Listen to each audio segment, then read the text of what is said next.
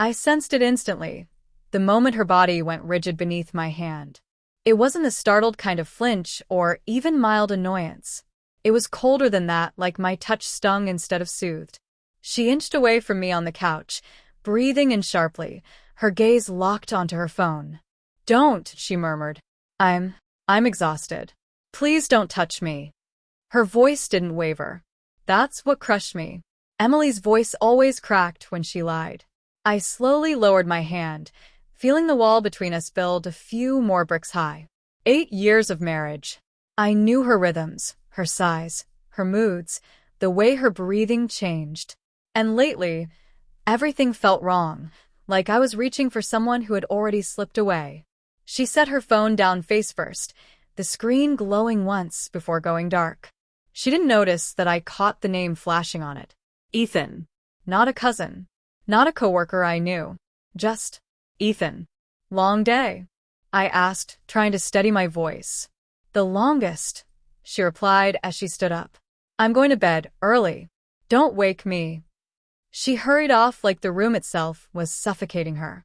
And just like that, I sat alone in the living room, my hands still half raised, like I'd been reaching out for a ghost. The cracks. It wasn't always like this. Emily used to run into my arms the moment I walked through the door, telling me about her students, her day, the ridiculous jokes her coworkers cracked. We laughed without effort. We touched without hesitation. We loved without thinking. But for the past 2 months, she drifted away, like a boat slowly slipping its rope from the dock. At first, I blamed work. She stayed late more often, looked exhausted, went quiet. But that didn't explain why she started hiding her phone or shutting her laptop the second I walked into her room. Why she recoiled when I touched her. Why she only said "I love you" if I said it first. And even then, she whispered it like it was an obligation. That night, lying beside her, listening to her steady breathing, one terrifying thought hit me. I didn't know my wife anymore. The first slip. 2 days later it happened. Emily left unusually early for work. When I stepped into the kitchen, her tablet was still charging on the counter. She never forgot it. Then it chimed. A message. I shouldn't look. I wasn't that husband. We vowed trust. We vowed honesty. The tablet chimed again. "Ethan, last night was amazing. I can't stop thinking about it." My vision tunneled. My knees felt unsteady. I couldn't breathe. Another message. "Ethan, you sure he didn't suspect anything?" My heart stopped. And then my hands moved without asking permission. I unlocked the tablet. She still used my birthday as the code. There it was.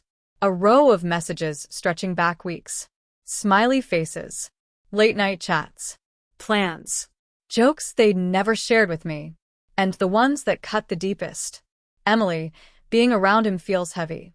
With you, it feels like freedom. Ethan, then choose freedom. Choose me.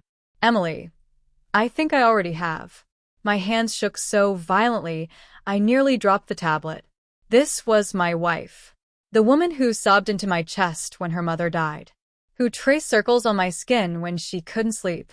Who promised me forever. And she'd handed pieces of herself, pieces that belonged to us, to someone else. I didn't remember sitting down. I didn't remember crying. Just the metallic taste in my mouth. And the sound of something inside me tearing open. The confrontation that almost happened. That evening, I waited at the dining table, the tablet in my hands, plans forming in my mind. I'd confront her. Ask her why. When.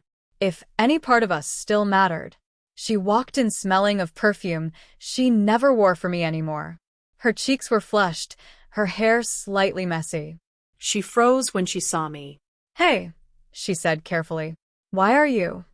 I lifted the tablet. Her face drained of color. Her mouth opened, then closed. Tears filled her eyes immediately, but something about them felt rehearsed.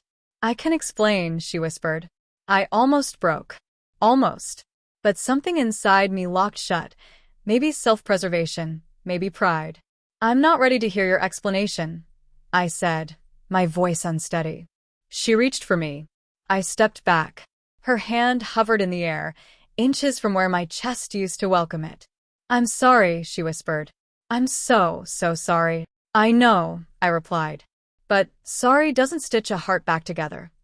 She cried, soft, controlled tears, not the raw kind she used to cry with me. Then she went to shower. I heard her footsteps, the bathroom door closing. And I realized that if I confronted her now, I'd be confronting a woman who had already chosen someone else. So I waited.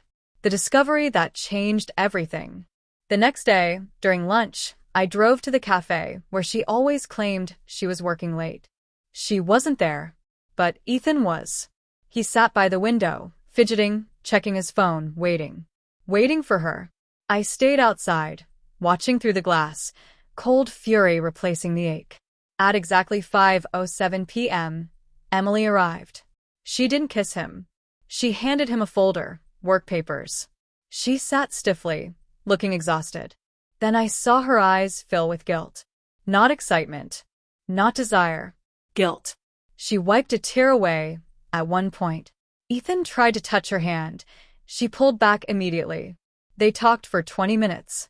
She never smiled. Not like she smiled with me. Not even like she smiled in the messages. When she left, she wrapped her arms around herself like she was freezing.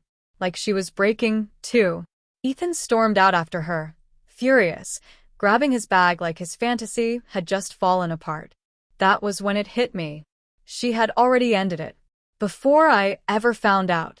But the damage was already carved into me. My turn. That night, she sat across from me on the couch, hands knotted together like she was praying. I ended it, she whispered before I could say a word. A week ago. It was stupid. I was stupid. I was lonely and angry, and you were always working, and I made the worst mistake of my life. Tears streamed down her face. I listened. Every word hurt. Every pause hurt more. I never stopped loving you, she said. I swear I didn't. I closed my eyes. I believed she regretted it. But regret doesn't undo betrayal. And love, real love, shouldn't leave me bleeding in the kitchen holding a tablet full of lies. I stood. She looked terrified. You said you were exhausted. I said quietly. You told me not to touch you. She nodded, sobbing harder. Now, I said, stepping back, my voice flat. It's my turn. She whispered my name, reaching for me. And for the first time, I was the one who pulled away. Because healing needs space.